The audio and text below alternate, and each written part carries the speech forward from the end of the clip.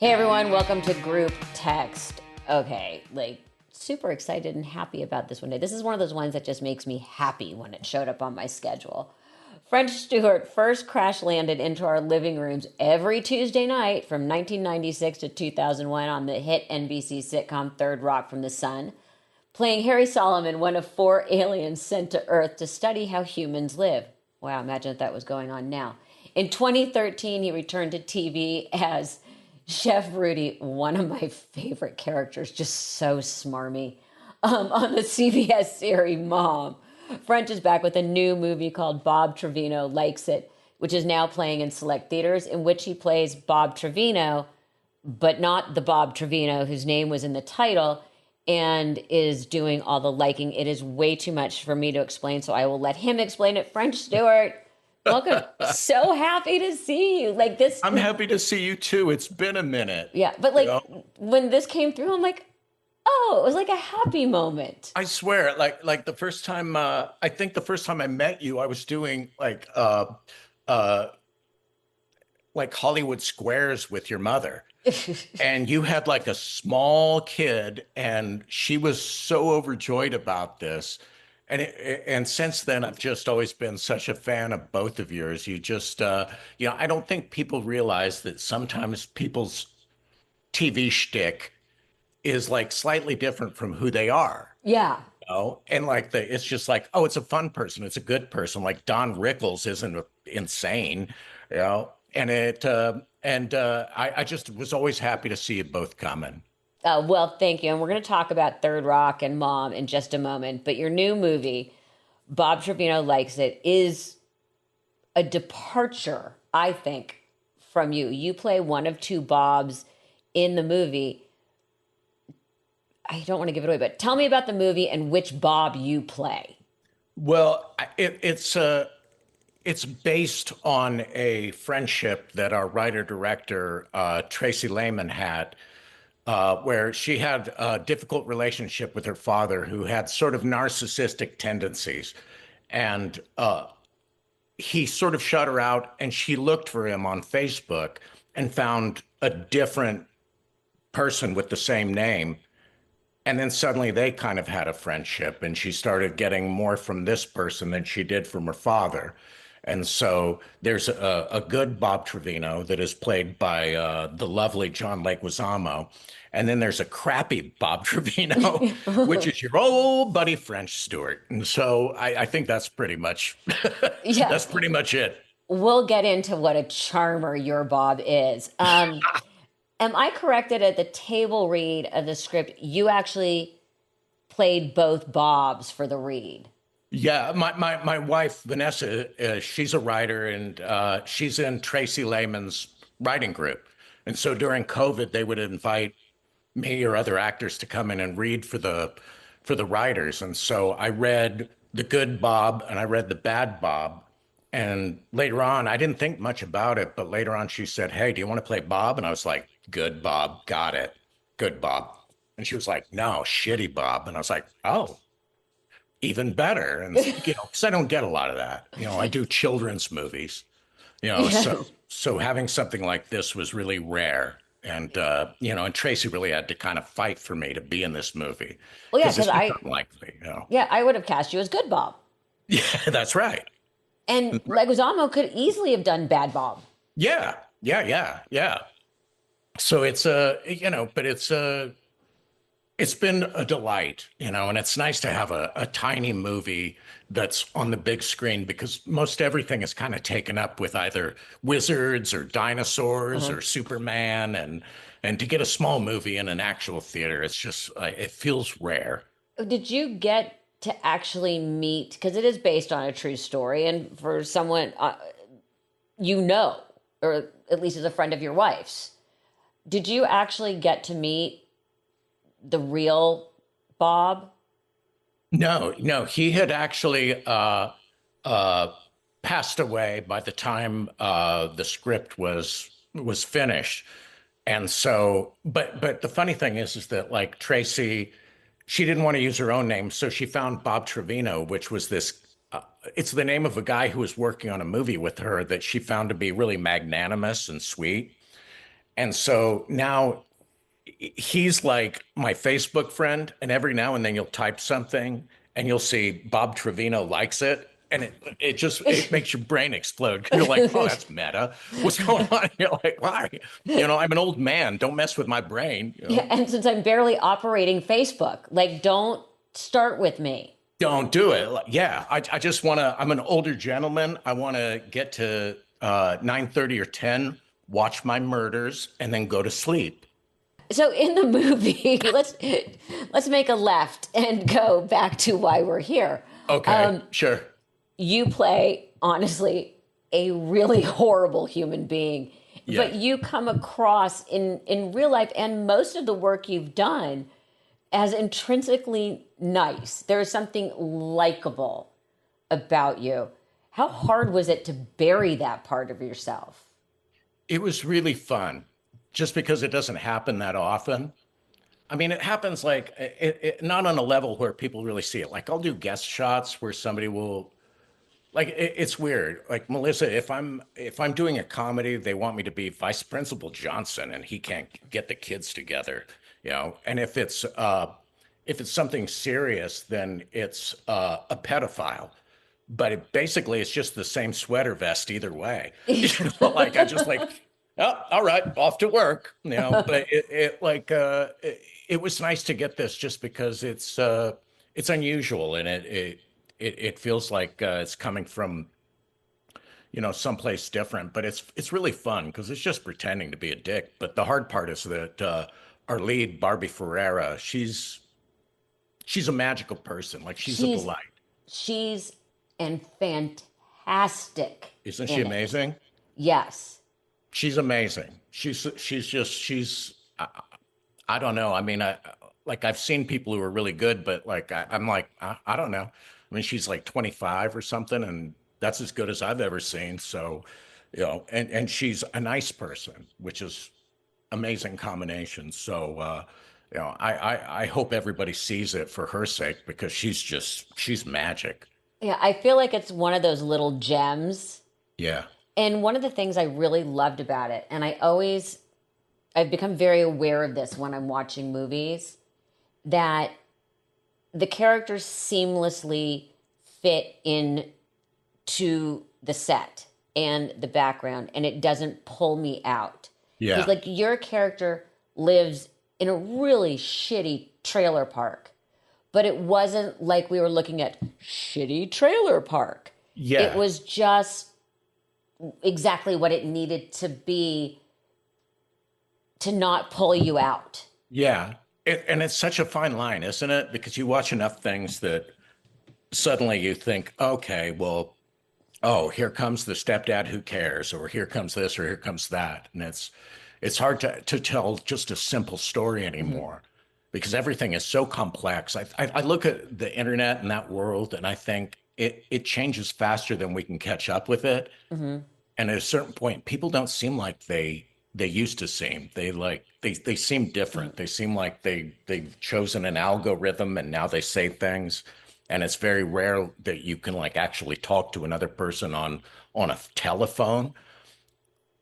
Yeah.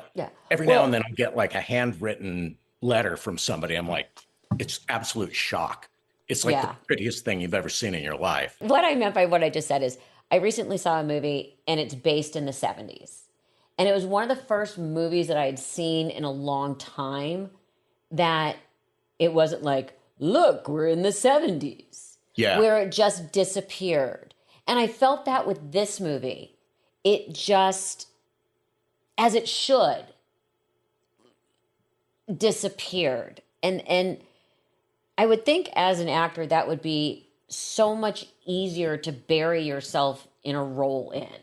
It really is. I mean, I feel the same way. You see 70s movies and you're like, oh, I'm going to see 50 wigs. And wide ties. And a bunch of concert T-shirts or what. And it's like brick phones. In the 70s, it was never that. It was a bunch of poor, stinky, rapey people. Yeah. It was not the most magical thing like you would think. Yeah. But I think that Tracy really kind of kept her eye on the ball as far as just what what is actual life and what is real. And there are a lot of times where I would pass up on a laugh or something that seems like it would have been easy just because it didn't need to be there. Or No, it just, I don't know, it just felt like more like storytelling like you used to see. And I've missed that. I've missed being able to go into see a small movie on a big big screen. screen. Yeah. Yeah. But it's hard for people who are wired like you and wired like myself and whatever to Yeah. pass up on a laugh. It's really hard, isn't it? It's so hard. How did you? Well, I mean, my next question is: you play your Bob is the father to Lily, who played by Barbie Farah, is truly an awful parent. Are you a good parent, or were you method acting? Oh, yeah. No, I've got an 11-year-old daughter. Mm-hmm. Oh, she was and I'm lucky because like she was born when I was 50. And I don't, I have this theory that like men aren't actually worth anything until they're about 35. And if at 35 they're not worth anything, it's probably not going to happen. Right. And so, I mean, so I think that like, at 50, I had one sperm left and he dog paddled his way to victory. Like, and so now I enjoy being a father. And my dad was not great. So I like the job and I like packing lunches and I like I'm a room parent. I like that. And so I think that, but but at the same time, it's fun to act out a human being that can say anything. There's sort of a gratification in that. Like I can say anything to this beautiful human being, and well, Mhm. Your character walks a very fine line, yeah, which is something I was thinking about after I watched it, where he's like on a tightrope and you keep thinking he's gonna make the right yeah, step yeah, and immediately he goes the wrong direction. yeah. I would think as an actor though, to be able to play that as a through line and in all those, it's very intense. I think There's, the thing that like I tried to think about was that everybody's the hero of their own story. So yes. in his mind, he thinks like by the end of this movie, my movie, people will see that my daughter was thankless and that I put in all this work and I gave her baby food and I did this and I did that. And I think that's kind of how narcissism works, where you Hmm. think like, why doesn't everybody see what I'm going through? And it comes down to, hurt people hurt, you know. And so that's what it is. And so you start to look at him as a creature or a mixture of ingredients that were put together and became this thing.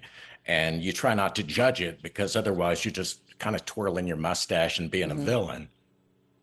But it was all the characters. When one of the things I've been thinking about since I saw it yesterday is there's a very delicate touch. Yeah. Nobody bought into overacting, which, by the way, all of these characters could have been. Oh, yeah. Oh, How yeah, did it would have been how easy. did how did the director keep you guys in check? And again, everybody's very good and everyone's a veteran, but Right. still, you're actors. How do you go against the instinct of your moment and allow Yeah, it to be no, for small? sure. I think that a lot of that is Tracy, that she puts the nuance in and she reminds you that, every time when I would want to lean into the awfulness of it, she would say, "Oh, but like he was actually really funny. Like he was really a funny guy." Or like she has this way of not letting it uh go full bore any one way so that you just end up with actual people that we all eat dinner with, like Thanksgiving with, we go to Christmas with. And the whole idea of like chosen family, the people that you surround yourself with, that you choose to surround yourself with, because I've got a lot of family members that I love. And then I've got other ones that I was like, snip, snip, you know, I don't need that. And then I've got other people that I met years ago that are as close as anybody, I think we all have that. Unfortunately, I'm not right? so good at the. We're more of an eye roll and deal Yeah. with them, Yeah. and then talk about them behind their backs, which is really the That's fun right. part of it. I was going to say, what did you do to fun my Yeah. silly questions? So, did you go home and run lines with your daughter?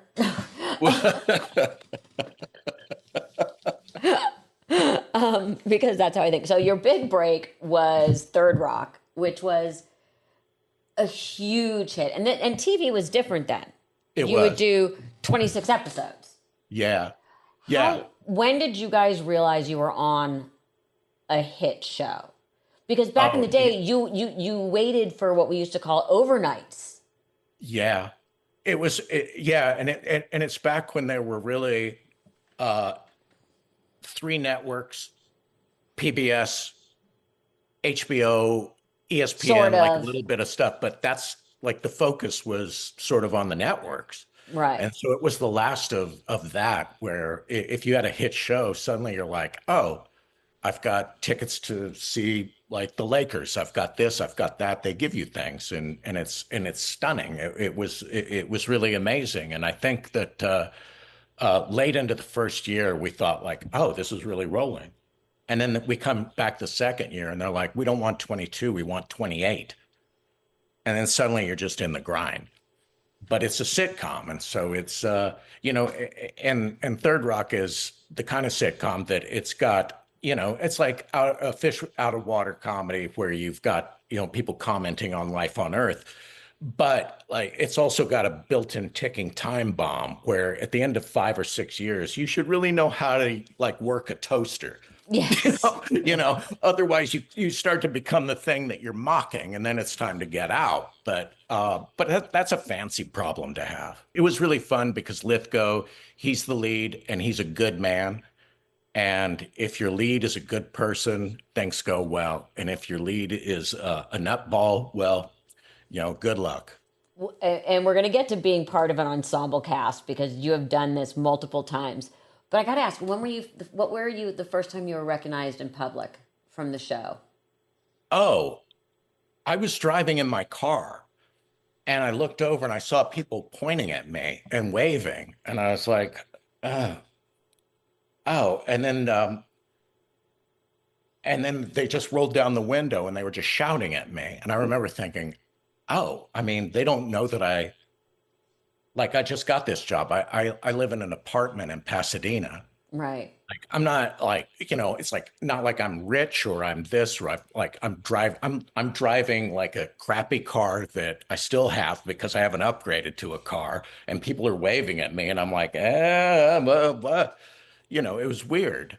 But after a while, you sort of just get a skill set for, I mean, for just dealing with people. But it's that first time and you're like, I can imagine in your car, you're like, are my headlights on? Is my What's blinker still exactly what on? am I doing? What am I doing? Like, Um, the ensemble cast was amazing on Third Rock. oh, I loved him. Like really So, fun. was there chemistry at the first table read? For people who don't remember, it was John Lithgow and Jane Curtin and Kristen Johnson and Joseph Gordon-Levitt, who's become like this He's a star. Yeah. super respected whole thing. And they were both newcomers. What was the first table read like? It was, I mean, I was just so excited because I had done a bunch of pilots that were like, you do the pilot, it doesn't get picked up. You do the pilot, it doesn't get picked up. And I had done this one and then done a pilot for Clerks in second position, where like, if this one doesn't go, then you're doing Clerks. And I remember thinking, well, this thing with the aliens, that's not going to work. It's going to be Clerks. Mm-hmm. You know, that's what's going to like carry me over the, and then it was just exactly the opposite. And so I think I was just, I think that your gratitude kicks in because I'd just been doing a ton of theater and bit parts. And so to actually have something where you're like making money and And have a schedule. oh, you're on a schedule and you can buy a car or you're like not thinking about food. You don't have food Right. insecurity. Because I remember doing the pilot and taking food home from craft service. because I don't know. You don't know until you know. So you, which I thought was an interesting term, said you went to TV jail Yeah. after Third Rock. Explain to people what that means. Well, I think it's like such a specific character that you just get urkled. You know, Mm-hmm. you urkled yourself. And I don't have I mean, I don't regret it or anything, but it's just that you come off that show and you're not going to be playing a doctor or a lawyer anytime soon. They're like, they're not Yeah. bringing you in for surgery on ER or anything. So it took about 10 years of me just doing other things, doing theater or a guest shot that would get me closer to just being a normal person again. Right. And then you didn't just go back to being a normal person. You have this innate ability to find yourself working with the best ensemble casts, the best showrunners, and the most brilliant comedy TV writers. You managed to land yourself on Mom, which, if people don't know who Chuck Lorre is, go Yeah. look him up. You know, brilliant. Yeah. Brilliant, brilliant, brilliant. And you got on Mom, a beautifully crafted ensemble show. How did you get the role, and what is this magic that you keep ending up on these really good quality shows? Because I that's ask a myself rarity. that all the time, and I think that part of it is having a good day on the audition, and part of it is just blind luck. I mean, I'd love to say that it's something else, but and I work to like I think I understand how to do a sitcom. I mean, I know that I want to come in, land my line. You know, I mean, show up early, stay late, land your lines. Be a good citizen. Right. So when you come in, like Chuck is really writer centric. And so he's really about getting every word right because they worked really hard for it. Whereas Third Rock was like, if you have a dumb idea, bring it to us. Right. So it's a different kind of discipline. But I was just really lucky. And along that time, I got to watch Allison Janney, Brilliant. who is supernatural, Anna Faris, who is sneaky, sneaky good. And just like see all of these people and watch them work. Because I would come in, do 2 scenes, say 5 snarky things and get out, which was Right. great. Yeah. But it was watching these people work, and you just think, wow, I don't have that. I don't have what an Allison Janney has. Same with Laurie Metcalf. I'd done a Yeah. bunch of plays and a bunch of stuff with Laurie Metcalf. They're supernatural. And there's something like I would be sitting there doing a scene and think that was great. And it's like, oh, it's my turn to talk. No, Yeah. okay, I Those should two. probably chime Yeah. in. Yeah, Those two in particular are just such amazing chameleons. they're supernatural. Yeah. They're supernatural. They're as good as anybody has ever been. So, again, I appreciate that you realize, though, for having two major sitcoms, you got two groups of the best people in the industry to work with. Super lucky, super lucky. Because it doesn't always end like that. You hear all sorts of stories about people misbehaving on set. And and I've seen it as a guest star, like coming in where you're like, oh, I'm glad I don't have to be here though, like for a whole season, and Right. get out. But Oh, I felt that way during many an interview. right, Yeah. So I did some deep research on you, which means I skimmed your Wikipedia page, which for me is deep. So I have to ask you. You were kicked out of the Screen Actors Guild because while you were performing, I can't even get this out, on the Hanna-Barbera Shaky Quakey tour, you removed your character's head in front of the children. Okay, couple questions. okay. What happened? Why? How have you kept this scandal under wraps for so many years? And what kind of penance did they make you serve to get back in? Look, I'm just gonna say that I was playing Yogi Bear, and part of my job was to go. They had an earthquake simulator van, the Yogi Shaky Quakey van. Maybe you've heard of that. And my job was to be on the Shaky Quakey van. Well, it's August in LA, and it was hot, and I was in the Anaheim Convention Center, and I just started. I was being shaken around, and I was hot, and I thought, I think I'm going to throw up. And so I didn't want to throw up in my head. So I took my head off and threw up into my head.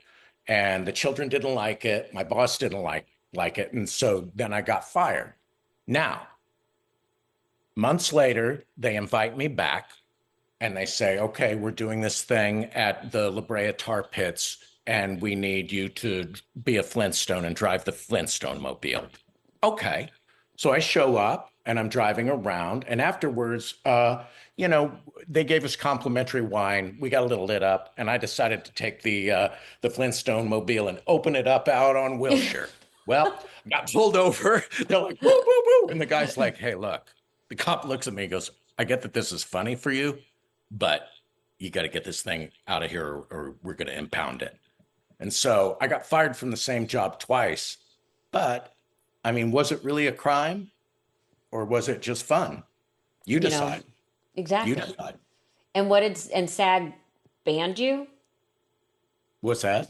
It said on your Wikipedia, it says you were kicked out of the Screen Actors Guild for this. Oh, well, I lost my Screen Actors Guild card. They later gave it back to me because I think they forgot that it was actually a problem. This is the same thing though, Melissa. I went to Disneyland once, it was like my 23rd birthday or something. I didn't have anything to do, so I went to Disneyland and I got on the People Mover and I was like smoking a little pot. And I got to the end of it and there was a Disney cop waiting there. And he said, come with me, please. And I'm like, huh? He was like, come with me.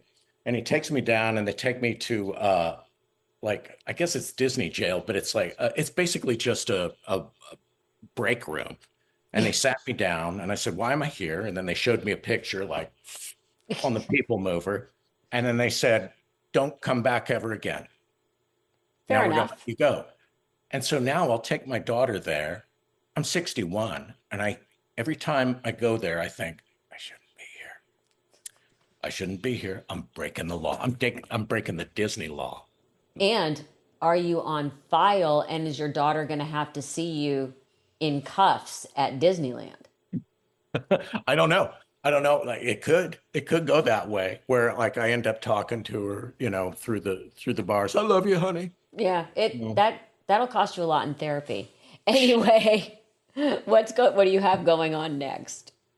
Well, right now, right before the movie got released, I scored this job on Chicago Med. Oh. And so I play a recurring part on that, where I'm basically a guy who married a woman for money, and I wear an ascot, and I'm a dick, and it's great. So I did a couple of those, and there's a chance to do some more, and so but it's just plugging along. That's all we all want. That's all you want. Well, it is always such a pleasure to talk to you. If you didn't live in Atlanta, I'd say let's grab a coffee. But that would be a very expensive coffee flying one way or the other. Well, the next time you're in Atlanta, we will have it. Or conversely. Yeah, but I always think back on, your mother was always very kind to me, and you were always very kind. And I just, when your name came up, I got very, it was just a person, a normal person.